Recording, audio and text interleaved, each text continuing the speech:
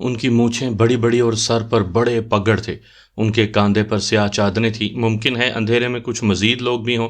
انہوں نے آتے ہی میرن شاہ سے مصافحہ کیا۔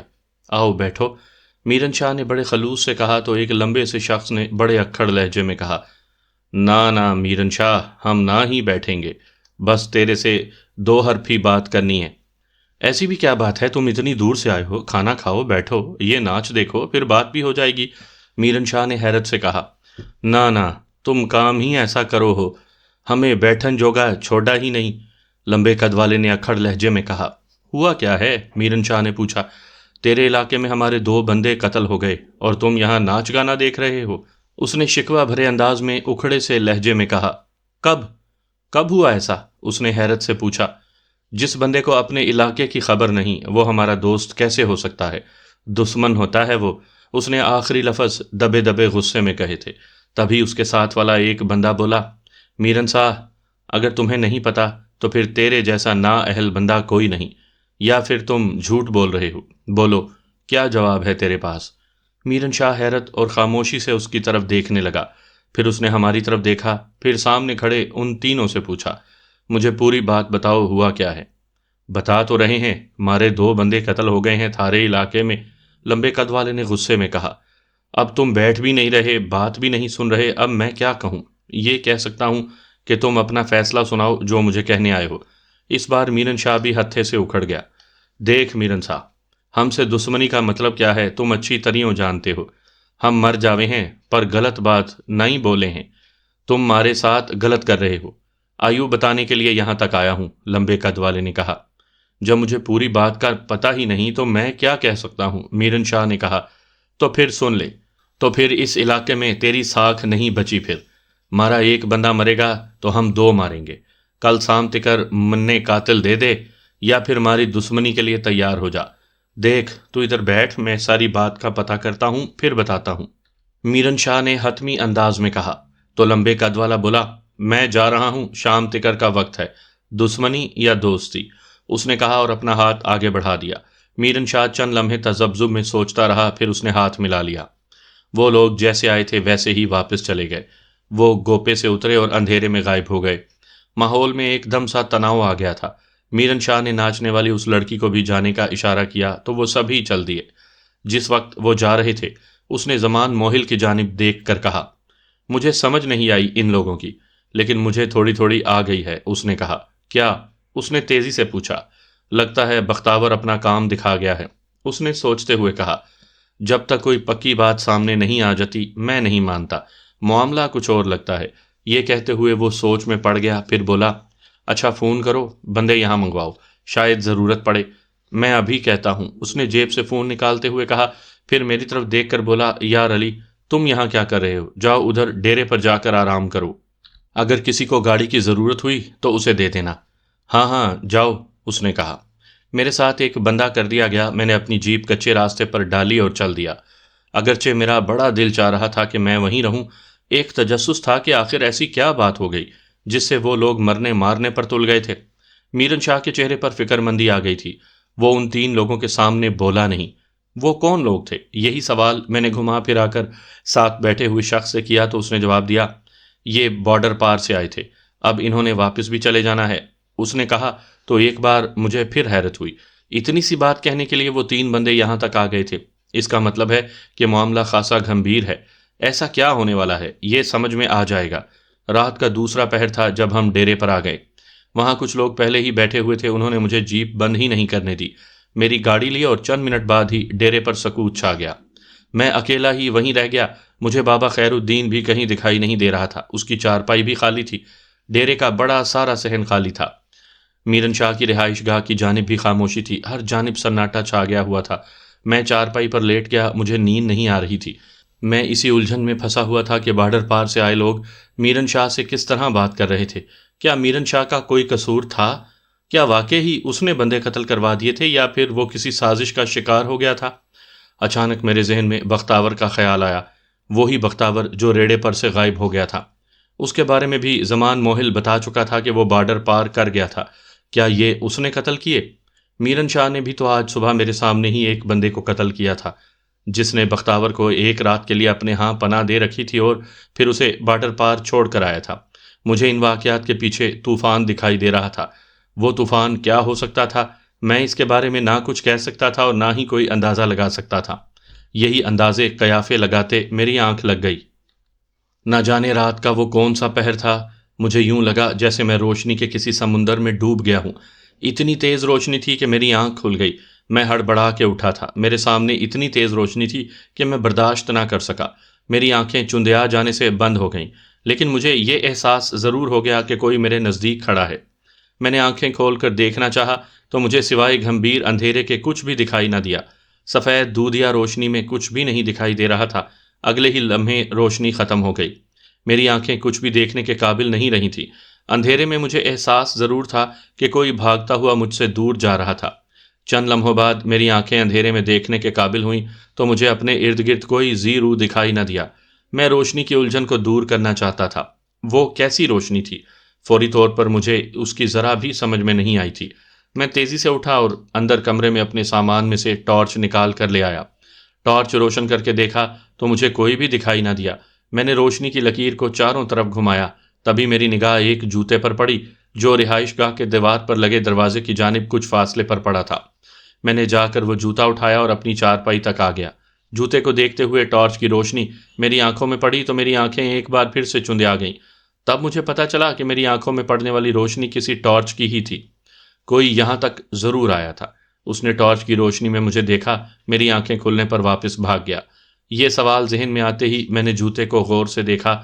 وہ ایک مہنگا زنانہ نازک سا سلیپر تھا۔ جوتے کو دیکھتے ہوئے میرے ذہن میں یہ خیال کوندا، کیا ساوری یہاں تک آ کر واپس بھاگ گئی تھی؟ کیا اسے میرے بارے میں پتہ چل گیا؟ کیا وہ مجھے جان گئی تھی؟ اگر ایسا نہیں تو وہ میرے پاس یہاں کیوں آئی تھی؟ کیا وہ اتنا مہنگا نازک جوتا پہن سکتی تھی؟ ایسا مہنگا جوتا جس پر ذرا سی بھی دھول مٹی نہ ہوئی ہو۔ یہاں پر کام کرنے والی عورتیں تو ایسا جوتا نہیں پہنا کرتی۔ میں کچھ دیر تک سوچتا رہا، پھر جوتا اندر کمرے میں چارپائی کے نیچے رکھ دیا۔ میں واپس آ کر لیٹ گیا۔ میری آنکھوں سے نیند اڑ چکی تھی۔ بہت کچھ سوچنا چاہتا تھا۔ میں اتنا سمجھ کر مطمئن ہو گیا تھا کہ ساوری آئی تھی۔ اس نے کسی ٹارچ سے میرا چہرہ دیکھا، پھر اچانک جاگ جانے سے وہ بھاگ گئی۔ اسے ایک طرح سے شرارت سمجھ سکتا تھا، لیکن اس کے ساتھ ہی کئی سارے سوالات میرے ذہن میں ابھر آئے تھے۔ ان سوالوں کے جواب نہ میرے پاس تھے، یہ محض دماغی کثرت ہو سکتی تھی۔ اس کا حاصل وصول کچھ بھی نہیں تھا۔ میں نے سب کچھ ذہن سے نکالا اور دوبارہ سونے کی کوشش کرنے لگا۔ جب دوبارہ میری آنکھ کھلی تو دن اچھا خاصا چڑھ آیا تھا۔ دھوپ کی شدت سے میری آنکھ کھلی تھی۔ میں نہا کر فریش ہوا اور کمرے میں آ گیا۔ وہاں پڑا ناشتہ دیکھ کر مجھے عجیب سا لگا، جس کی مہک پھیلی ہوئی تھی۔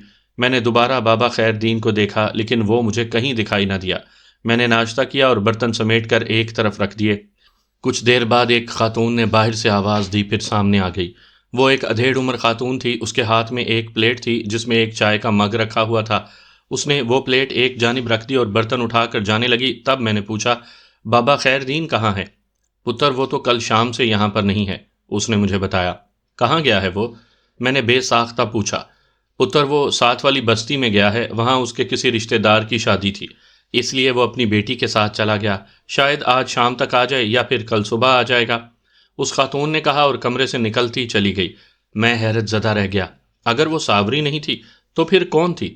میں نے ابھی تک کوئی کام شروع نہیں کیا تھا۔ سچی بات تو یہی تھی کہ میں خود ہی کوئی کام کرنا نہیں چاہ رہا تھا۔ میرا من ہی نہیں چاہ رہا تھا۔ مجھے علم تھا کہ میں جو کچھ بھی لکھ کر حکومت کو دے دوں گا، اس رپورٹ کو سرد خانے میں ہی ڈال دیا جانا تھا۔ میں یہ سب کچھ اپنے دفتر کی میز پر بیٹھ کر بھی لکھ سکتا تھا، لیکن مجھے یہاں آنا تھا۔ اس کے لیے میں نے طویل انتظار کیا تھا۔ میں کمرے کے باہر چھپر تلے آ کر بیٹھ گیا۔ میرے سامنے نقشے کھلے ہوئے تھے، یہی میرا دفتر تھا۔ اپنے طریقہ کار کے مطابق میں نے چند جگہوں کی نشاندہی کر لی تھی تاکہ روزانہ کے اعتبار سے اس کا سروے کر سکوں۔ وہیں بیٹھے مجھے دوپہر ہو گئی۔ ڈیرے میں کوئی نہیں آیا تھا۔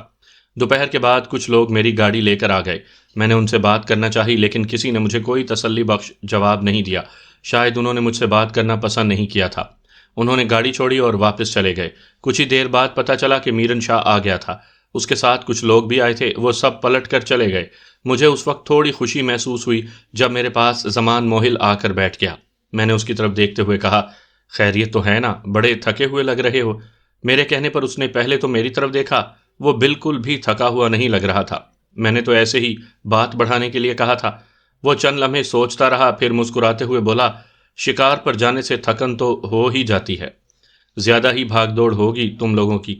میں نے پھر بات بڑھاتے ہوئے پوچھا تو وہ سوچتے ہوئے بولا، نہیں، شکار کا پروگرام تو سمجھو کل تک ہی ختم ہو گیا تھا۔ رات بھر اور پھر آج سارا دن ہم ان قاتلوں کی ٹو میں لگے رہے، شاید کہیں سے کوئی سراغ مل جائے۔ پھر ملا کوئی سراغ؟ میں نے اپنا تجسس پوری طرح دباتے ہوئے پوچھا۔ نہیں، سراغ تو نہیں ملا، مگر میرن شاہ پر لگا الزام کافی حد تک کم ہو گیا۔ کچھ باتیں ایسی سامنے آئی ہیں، اس پر الزام محض اس لیے لگایا جا رہا ہے کہ یہ علاقہ میرن شاہ کا ہے۔ خیر، پتہ چل جائے گا۔ ایک بندے کو یہاں ڈیرے پر مارا گیا تھا، کہیں وہ تو نہیں تھا؟ میں نے سوچتے ہوئے کہا، نہیں، وہ معاملہ دوسرا ہے، وہ سائیں کی خاندانی دشمنی میں مارا گیا تھا، اس بختاور کو پناہ دی تھی۔ یہاں یہی طریقہ ہے، پناہ دینے والا بھی اتنا ہی مجرم سمجھا جاتا ہے، زمان موہل نے بتایا۔ ویسے مجھے تو یہاں عجیب سا لگ رہا ہے، جب سے آیا ہوں یہی مرنے مارنے کی باتیں چل رہی ہیں۔ میرن شاہ سے ایک بندے کے لیے کہا تھا، وہی نہیں دے رہا، میں نے شکوہ کرتے ہوئے کہا۔ او ہاں، سائیں نے مجھے کہا تھا میں تیرے ساتھ رہوں گا، ویسے تم اکیلے نکل جایا کرو، کیا ضرورت ہے بندے کی؟ اس نے مسکراتے ہوئے کہا تو میں ہنستے ہوئے بولا، کسی نے مجھے میرن شاہ کا بندہ سمجھ کر مار دیا تو؟ ہاں یہ تو ہے، خیر میں صبح سویرے آ جایا کروں گا، پھر نکل جایا کریں گے۔ اب میں چلتا ہوں، اس نے کہا اور اٹھ گیا۔ میں اسے جاتا ہوا دیکھتا رہا، مجھے اندازہ تھا کہ وہ میرے کام کا بندہ نہیں تھا۔ میں نے سارے کاغذات اندر کمرے میں رکھے اور ڈیرے سے باہر نکل گیا۔ میری نگاہ دور کیکر کے درخت پر پڑی، اس کے ارد گرد کافی ساری بھیڑ بکریاں چر رہی تھی، بلا شبہ سانول بھی وہیں موجود ہوگا۔ میں یہی سوچ کر آگے بڑھ گیا۔ میں درخت کے پاس پہنچا، وہ تنے سے ٹیک لگائے نہ جانے کیا سوچ رہا تھا۔ میری آہٹ پا کر اس نے میری طرف دیکھا تو اس کی تیوریوں پر بل پڑ گئے۔ میں اس کے پاس جا کر بیٹھ گیا۔ ہم کچھ دیر خاموش رہے، پھر میں بولا، میں تم سے باتیں کرنا چاہتا ہوں، لیکن تم بات کرنے کے بجائے ناراض ہو گئے ہو، یہ اچھی بات تو نہیں ہے نا؟ کیوں بات کروں میں تم سے؟ اس نے اکھڑ لہجے میں پوچھا۔ یار میں یہاں تیری بستی میں اجنبی ہوں، یہاں میرا کوئی نہیں ہے، تم اچھے لگے ہو تو بات کرنا چاہتا ہوں، میں نے مسکراتے ہوئے کہا تو وہ اسی روکھے پن سے بولا، لیکن میں تم سے بات کرنا ہی نہیں چاہتا۔ یار کوئی وجہ تو ہو گئی نا؟ میں نے اصرار کرتے ہوئے پوچھا۔ اس نے ایک طویل سانس لی اور پھر میری طرف دیکھ کر بولا، میں ایک غریب آدمی ہوں، سائیں سے میرا کوئی مقابلہ نہیں، تم اس کے مہمان ہو، میں تم سے کیا بات چیت کروں گا، مجھے معاف کرو اور چلے جاؤ یہاں سے۔ اس نے کھردرے لہجے میں کہا تو مجھے انتہائی دکھ ہوا۔ مجھے سانول سے کوئی گلہ نہیں تھا، مجھے اس وجہ سے دکھ ہوا جس وجہ سے وہ مجھ سے بات نہیں کر پا رہا تھا۔ یہ وجہ میرن شاہ کا خوف تھا، اس کا جبر تھا، جس کے نتیجے میں وہ کوئی بات کہنے سے بھی ڈرتا تھا۔ میں ڈیرے کی جانب چل دیا۔ میں جانتا تھا کہ ایک دن ایسا آنے والا ہے جب یہی سانول مجھ پر اپنا دل کھول دے گا۔ شام ڈھل رہی تھی، میں ڈیرے پر واپس آ گیا۔ کچھ دیر بعد جھٹ پٹا سا ہو گیا، وہی ادھیڑ عمر خاتون کھانا لے کر آ گئی۔ اس نے کھانا اور پانی چارپائی پر رکھا اور واپس چلی گئی۔ میں نے گرم گرم کھانا کھایا اور چارپائی پر لیٹ گیا۔ میرے پاس سوچنے کے علاوہ کچھ نہیں تھا۔ سانول کا خوف دیکھ کر مجھے بڑا دکھ ہوا تھا۔ میں اس پر جتنا سوچتا اتنا ہی یہ دکھ بڑھ رہا تھا۔ اتنا ہی میرے اندر میرن شاہ کے بارے میں نفرت اور غصہ بھی بڑھ رہا تھا۔ یہ وہ چھوٹے چھوٹے فرعون ہیں جنہوں نے خلق خدا پر جبر مسلط کیا ہوا تھا، ایسا جبر، ایسا خوف کہ کوئی بندہ بات کرتے ہوئے بھی ڈرتا تھا۔ یہ خاندان پشت در پشت لوگوں پر جبر مسلط کیے ہوئے تھا۔ ایسے لوگ اس وقت اپنا جبر مسلط کرتے ہیں جب جبر سہنے والے لوگ موجود ہوں۔ یہی ایک خیال پھیلتا چلا گیا، میرے اندر درد کا دھواں پھیلنے لگا۔ میں رونا چاہتا تھا لیکن میرے آنسو نہ جانے کب سے خشک ہو گئے تھے۔ شاید میرے اندر آگ ہی اتنی ہو گئی تھی جس نے میرے خوابوں کو نہ صرف جلا دیا تھا بلکہ میرے آنسو بھی خشک کر دیے تھے۔ میں نے اپنا سر جھٹک دیا۔ میں ایسی سوچ کو خود پر تسلط جمانے کی اجازت نہیں دے سکتا تھا، یہی وقت کا تقاضا تھا۔ میں نے پھر سے ساوری کے بارے میں سوچنا شروع کر دیا۔ اس کی دھیمی دھیمی مسکراتی ہوئی آنکھیں، زور سے بھیجے ہوئے لبوں کی مسکان، ٹھوڑی پر ذرا سا غم، سڈول بدن پر بھاری سینہ، میلے اور پرانے کپڑوں میں اس کا چھلکتا حسن میں یاد کر رہا تھا۔ پتہ نہیں وہ کب مجھ سے بات کرے گی، وہ کب مجھ پر اپنی میٹھی میٹھی باتوں کا سحر طاری کرے گی۔ وہ سمجھدار ہو چکی تھی یا ویسے ہی پرخلوص اور دوسروں کا دکھ اور درد سمجھنے والی ہو گئی تھی؟ میں اس کے بارے میں سوچ رہا تھا کہ نہ چاہتے ہوئے بھی ساوری کا چہرہ میرے ذہن سے معدوم ہوتا چلا گیا۔ اس کی جگہ وہی چہرہ ابھرتا چلا آیا جسے میں سوچنا نہیں چاہتا تھا۔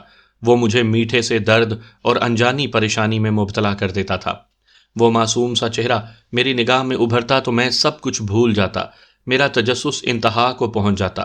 ایک میٹھی سی کسک مجھے بے چین کر دیتی تھی کہ وہ کون تھی، اب بستی میں کہاں تھی، بستی میں تھی بھی یا اس کی شادی ہو چکی تھی؟ اس کا سراغ اگر مجھے ملتا تو وہ ساوری یا سامل بتا سکتے تھے۔ دونوں سے ابھی میری بات نہیں ہوئی تھی، میں ان سے ڈھیر ساری باتیں کرنا چاہتا تھا۔ سوچوں کا سلسلہ دراز ہوتا چلا گیا، میں یاس، امید اور خواہش میں گھرا غنودگی کے عالم میں تھا۔ رات گہری ہو چکی تھی، میں ڈیرے پر اکیلا تھا، بابا خیر دین بھی نہیں لوٹا تھا۔ میں چارپائی پر لیٹا ہوا تھا، اچانک میرے بائیں جانب کچھ فاصلے پر آہٹ ہوئی، مجھے یوں لگا جیسے کوئی دیوار سے کود کر اندر آ گیا ہو۔ میں نے اندھیرے میں دیکھنے کی کوشش کی، تاروں کی ملگجی روشنی میں دو ہیولے مجھے دکھائی دیے جو بڑے محتاط انداز میں چلتے ہوئے صحن کے درمیان کھڑی جیپ کی آڑ میں ہو گئے۔ وہ چند لمحے وہیں چھپے رہے، پھر آگے بڑھ گئے۔ سامنے کا منظر دیکھ کر میرے اندر سنسنی پھیل گئی، میں پوری طرح محتاط ہو چکا تھا۔ میں آنکھیں کھولے انہیں دیکھ رہا تھا، وہ اسی احتیاط سے میرن شاہ کی رہائش گاہ کی جانب بڑھ رہے تھے۔ تبھی دائیں جانب دیوار کی طرف پھر آہٹ ہوئی، مجھے یقین ہو گیا کہ مزید لوگ بھی دیوار پھلانگ کر اندر آ گئے ہیں۔ وہ ایک ہی شخص تھا، وہ بھی آ کر جیپ کی آڑ میں کھڑا ہو گیا۔ ان تینوں کے ہاتھوں میں گنیں پکڑی ہوئی تھیں، ان کے انداز سے لگ رہا تھا کہ وہ تربیت یافتہ نہیں ہے، لیکن چلتی ہوئی گن یہ نہیں دیکھتی کہ وہ کس کے ہاتھ میں ہے۔